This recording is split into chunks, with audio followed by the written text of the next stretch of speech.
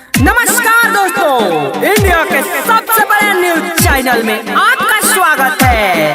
Corona से दूरी बना के रखिए और खासकर हमारे नौजवान भाइयों से कहेंगे कि अपनी गर्लफ्रेंड से और दूरी बना के रखिए और हाँ, सैनिटाइजर का उपयोग करते रहिए।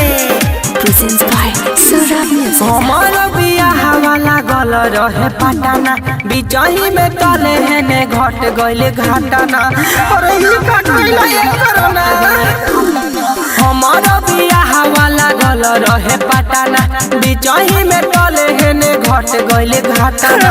बड़ा मुश्किल से क्रिस गर्ल के शादी लागल, टाइम से ना खाना वा घोटात बड़ुए, लागता कि मर जाइबो हमरा रुए। अरे बाबू कटल बियाह मोर धाधाइल छुटा गइल रे, सब ही कहानी लॉकडाउन में भइल रे। पंडित जी आपको नहीं छोड़ेंगे।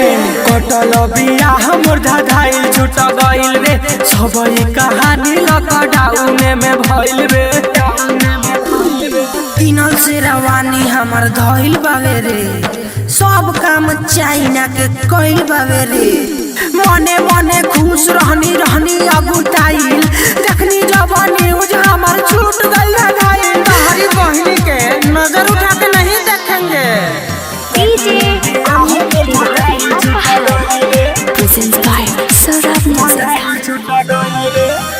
ऐसा ना भइल हम ना रहनी कवनो रखे, अब मरब के चूर छोड़ के। सुनी के खबर हम भगनी हकिस से, बड़ी मारे खोइनी ह रोड पर पुलिस से।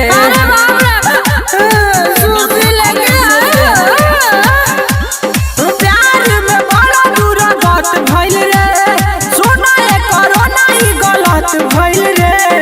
अरे बाबू कटल बियाह मोर धाधाइल छुटा गइल रे, सब ही कहानी लॉकडाउन में भइल रे।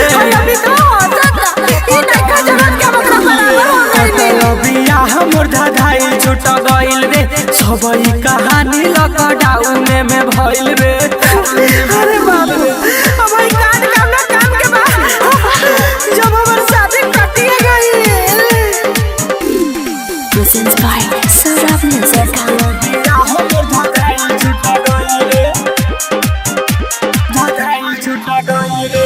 रोई मनवा हमारे औरी दहिया गली, कृष्ण जय के काम न चली।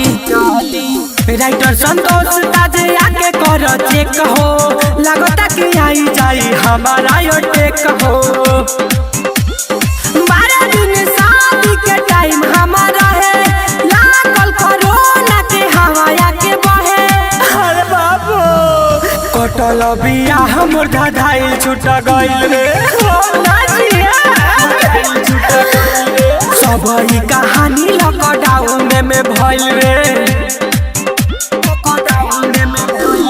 कटल बियाह मोर धाधाइल छुटा गइल रे, सब ही कहानी लॉकडाउन में भइल रे।